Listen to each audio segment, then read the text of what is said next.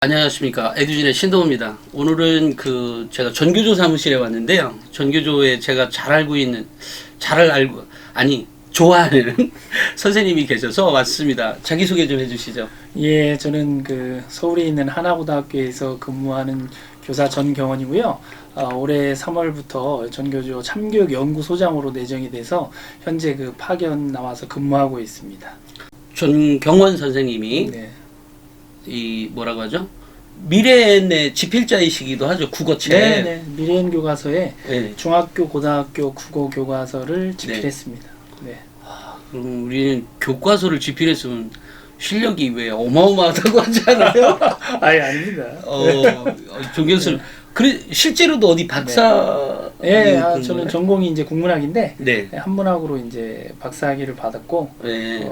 대학에서 이제 시간 강사도 좀 했었고, 그랬습니다. 네. 저 쳐다보지 말고 제 좀 네. 쳐다봐 주실래요? 알겠습니다. 미래니면 네. 랭킹이 한 몇 위 정도 돼요? 미래엔 출판사가 네. 국어책만 국어 교과서로만 보면 네. 올해 점유율이 중학교, 고등학교 다 단독 출판사로는 1등을 했어요. 점유율. 와, 축하합니다. 예, 왜냐면 이건 이제 네. 국어교육 쪽에서는 네. 이 국어 교과서의 이 교과서 점유율은 네. 사실은 기존의 교육 과정에서는 다른 출판사, 그러니까 음. 시 출판사가 네. 점유율을 계속 상위권을 점유하고 있었어요. 네. 근데 이제 최근에 요 2015 교육과정이 이제 구현되는 이 교과서에서는 네. 네. 미래인 출판사가 중학교, 고등학교 둘 다 단일 종으로는, 요즘은 보면 출판사들이 한 출판사에서 중학교, 고등학교 교과서를 낼 때 네. 한 종만 내는 게 아니라 두 종 내고 세 종 내는 데도 있거든요. 근데 이제 미래에는 한 종만 냈어요. 네. 그래서 단일 종으로는 중학교가 25% 정도 점유를 했고, 고등학교가 18% 정도 점유해서 단일 출판사 종으로는 제일 많은 학생들이 지금 공부하고 있는 교과서입니다. 아, 그래요? 네. 우리도 출판사가 있는데 우리 총판이 천재교육 관련한 네. 출판사거든요. 네네네. 근데 자기들이 1등 했다고 하더라고요. 그건 이제 공식적으로 아마 교과서 검정협회나 이런 데서 네. 국정감사 자료로 아마 제출했던 기록을 확인한 거라서 아마, 이쪽이 네. 더 확실하다는 네, 그런 말씀이신 것 거죠? 같습니다. 네. 그래. 그렇습니다. 네. 아니, 그럼 교과서 만들면 갑자기 그 생각이 드네요. 돈 많이 벌어요? 교과서요? 네. 교과서 인쇄 계약에 따라 다르죠. 그런 건가요? 네, 더 자세히 묻지 않는 걸로 일단 하겠습니다. 제가 사실 저는 개인적으로 고등학교 때, 그러니까 중학교, 고등학교 때가 사립 중고등학교를 나왔어요. 네. 근데 고등학교 때 이런 특성화 고등학교, 지금 말로 하면 상고를 나왔는데, 네.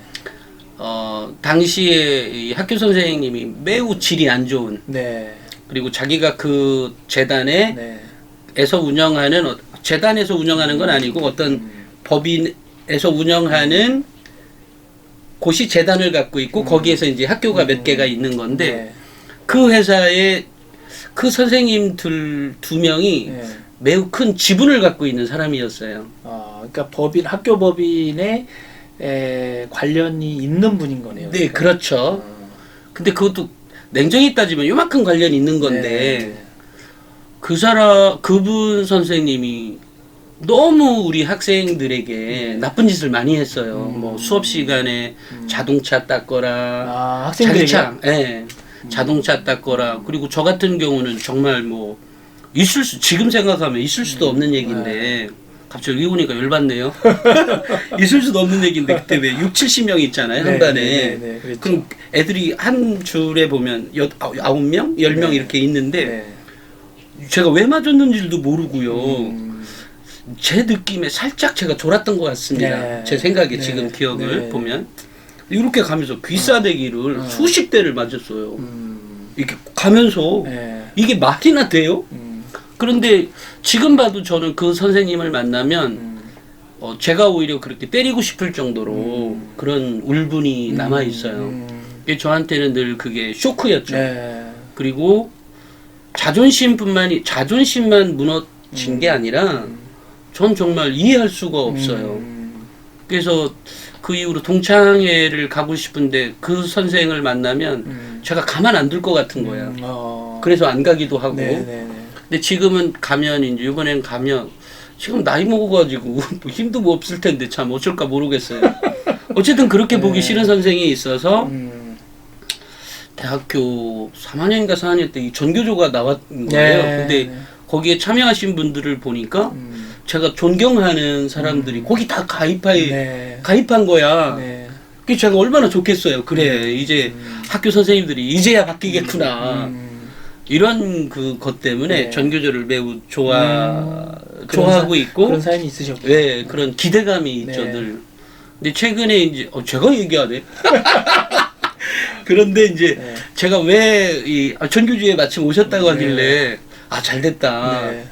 이렇게 좋았던 전교조가 제가 이제 기자로서 몇 년, 그러니까 한 7년 차거든요, 올해. 기자로서 이렇게 학교 현장을 가보면 아니 전교조 선생님이 별로 안 좋다는 얘기를 많이 들은 거예요. 그래서 제가 깜짝 놀랐죠. 도대체 왜요?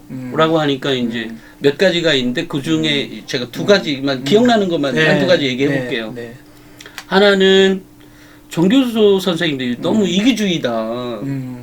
너무 자기 것만 챙긴다. 예를 들면 수업을 이렇게 그러니까 나쁜 거에 대해서 이렇게 질타하면 좋은 거지만 서로 간에 용납이 될 수 있는 범위가 있지 않냐. 조직 안에 있으면 예를 들어 내가 수업이 정말 너무 많아서 20시간이나 뭐 너무 꽉꽉 찼는데 이 선생님이 16시간이면 내 2시간 좀 네가 좀 가져가라 라고 할 때 전교수 선생님은 너 싫어요. 내 거 아닌데 이렇게 한다는 거예요.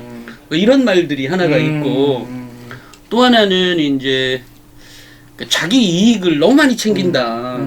그러니까 이런 얘기를 어쨌든 들어요. 근데 또 하나는 이제 뉴스에서 나오는 왜 그 어떻게 보면 제가 보기엔 비판적 사고력을 갖고 있는 사람이 보기에는 저거는 뭐 저럴 수도 있는 건데 굳이 저거를 왜 저렇게 막 일부러 좀 죄송합니다. 좀 씹는다고 할까요?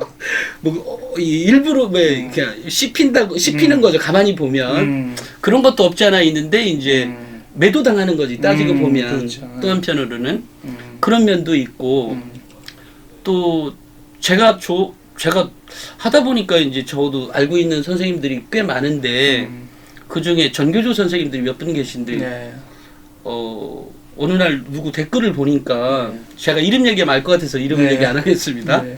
어디 댓글 보니까 나 이제 전교조 일 하기 싫다고 내가 상처를 받았다고 뭐 그거에 조직을 하다 보면 뭐 그럴 수 있다고 생각을 합니다. 근데 제가 또 전교조를 좋아하는 것 중에 하나가 왜 역사 교과서 나왔을 때 이 다른 쪽에 또 조합이 있잖아요. 이제 그런 쪽에서는 막 그 당시 박근혜 정부 때였나요? 막 뭐 한 가지 더 그 책으로 해야 된다라고 할 때 전교조 선생님들이 나서서 그 무슨 말도 안 되는 얘기 하냐 이런 말 이렇게 해줄 때는 너무 감사하다. 전교조가 있어서 다행이다. 라는 생각도 했습니다. 말을 하다 보니까 굉장히 길었습니다. 근데 제가 어찌됐건 이런 얘기에 대해서 한번 우리 전교조 그렇지가 않고 정말 괜찮은 단체다라고 얘기해 주시든지 좀 우리 학부모님들이 볼 때 좀 더 친숙한 단체로 이렇게 뭐 설명을 좀 해주실 수 있나요? 네, 무슨 취지인지 제가 이해를 하겠고요.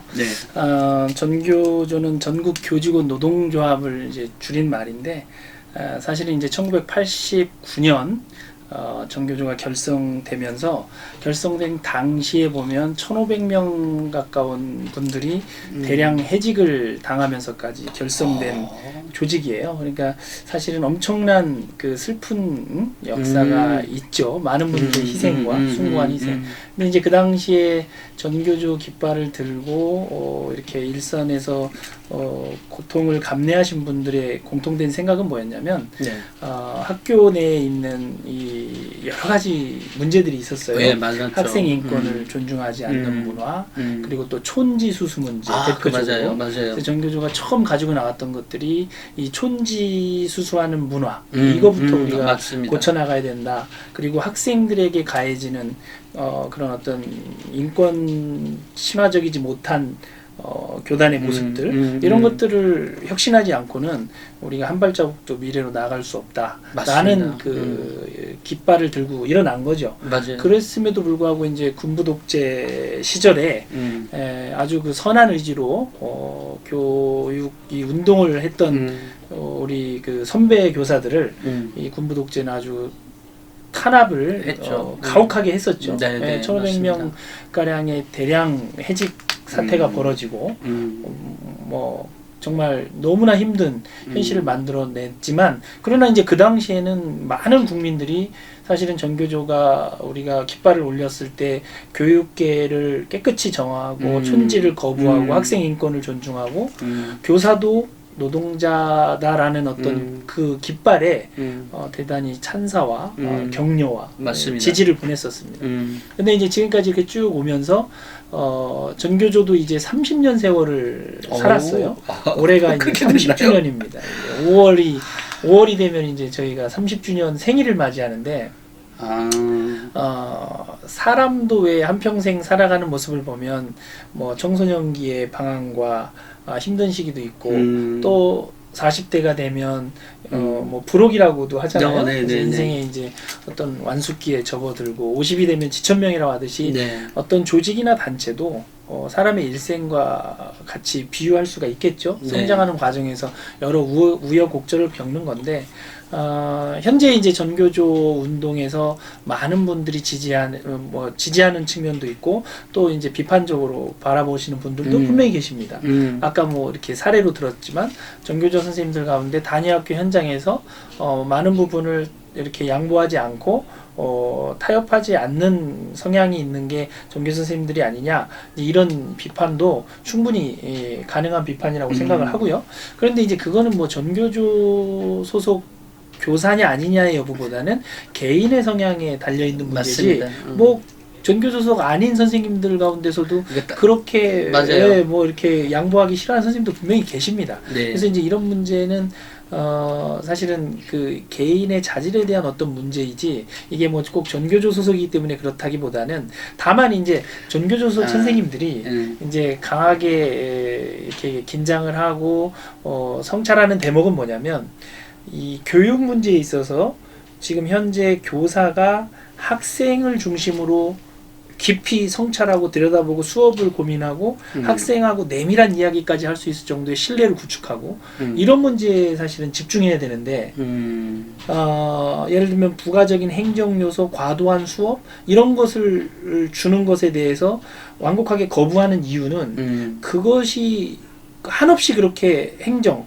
그 다음에 과도한 수업 뭐 이 잡무로 인해서 수업과 학생에 집중하지 못하는 현실은 수용할 수가 없는 거거든요. 이제 그런 차원에서 선생님들이 이제 기본적으로 지켜야 될 선에 대한 부분을 단위학교 차원에서 완곡하게 이렇게 지켜내고자 하는 움직임들이 또 다른 선생님들이 보시기에는 그렇게 양보하지 않는 걸로도 눈에 비칠 수는 있을 것 같아요. 그러나 그러한 논의의 기저에 깔려 있는 핵심은 뭐냐면 교사의 본령은 수업과 학생에 대한 상담이다. 이것을 지키기 위해서 나머지 것들, 그러니까 교사가 집중해야 될 본령에 모든 역량을 쏟아부어야지 나머지 요소에 시간을 뺏기다 보면 사실은 본령이 흐트러질 수가 있다. 이런 측면에서 그런 답변을 이제 드릴 수 있을 것 같고요. 또 이제 말씀하셨다시피 역사 교과서 국정화 문제나 또는 박근혜 정권에서 박근혜 정부가 탄핵될 때 있었던 여러 가지 그런 문제들 이런 문제들을 해결하기 위해서 세월호 문제도 역시 제일 앞에 전교조가 서 있었고요. 그러니까 사실은 한 시대에서 다른 사람들보다 조금 더 앞에 서서 바람을 맞아야 하는 입장이라면 그게 전교조의 입장이거든요, 사실은. 그러다 보면 온갖 주홍글씨와 낙인과 또 어떤 뭐 종북 프레임이나 색깔론이나 이런 걸 통해서 전교조에 대한 이미지를 왜곡시키고 또 부정적으로 만들고 하는 측면이 실제 존재했었죠. 그럼요. 제가 지금 말씀 들어보니까 이런 게 있었던 겁니다. 전교조로 인해서 실제 바꿔진 게 굉장히 많습니다. 그렇죠. 아까 말씀하셨던 아이들 인권 문제, 또 촌지 문제. 네, 가장 큰 성과. 그 전에 사실 어마어마하게 심했다는 네, 거 다 아실 겁니다. 우리 네. 학부모님 세대라면. 네. 또 하나는 또 전교조에 대한 생각이 이제 늘상 저 사람들이 옳다라고 하는 우리 또 암묵적인 생각들이 네, 있잖아요. 네. 그러니까 그러다 보니까 살짝 안 좋은 면이 있으면 더 많이 그렇습니다. 부각이 되는 그렇죠. 네. 면도 없지 않아 있었던 네. 것 같습니다. 가만히 생각해 보면. 네, 네. 그러니까 윤리적으로 도덕적으로 완벽해야 된다라는 교사 집단이라면 윤리적 도덕적으로 완벽해야 된다라는 그 어떤 도덕적인 높은 잣대가 있어요 우리 사회에. 그래서 예를 들면 똑같은 어떤 문제가 발생해도 예를 들면 다른 교원 단체에 속속돼 있거나 맞아요. 소속돼 있지 않은 일반 교사를 바라보는 관점과 전교조에 속해 있는 교사가 어떤 과오나 실수를 범했을 때 우리 사회에서 더 비판하는 이 눈높이는 사실 다른 거죠. 근데 그건 그만큼 전교조에 대한 기대가 국민들이 굉장히 높다라는 반증이거든요. 맞습니다. 맞습니다. 그러니까 저 역시도 만약에 이제 여기에 어디 학교에 가서 뭐 꼭 그 저분이 뭐 교총이니 전교조니 뭐 이렇게 구분하진 않지만 꼭 그분들이 그 좀 나쁜 짓을 한 분이 계시다면 만약에 그러면 뭐 교총 소속은 아예 말도 안 하죠. 네, 그렇죠. 근데 이제 전교조래. 네, 맞아요. 그런 면이 사실 굉장히 강합니다. 이 사회에. 그리고 그런 게 또 이게 자극을 하죠, 뇌를. 그렇죠. 그런 면이 맞습니다. 있었다는 것은 제가 부인할 수 없겠습니다. 근데 그것이 또 역으로 보면 그만큼 전교조에 대한 기대치나 도덕적인 어떤 그 기대감이 상당히 우리 사회에 높다는 뜻이에요. 그렇기 때문에 맞습니다. 더 다른 집단에 비해서는 수준 높은 도덕적인 네. 기준을 요구하는 거죠. 제가 오늘 뭐 전교조의 그 회장이라고 하는 건가요? 위원장님하고 인터뷰하는 거가 아니어서 전교조에 대한 얘기는 그 전체적인 얘기 욕하지만 하고요. 네.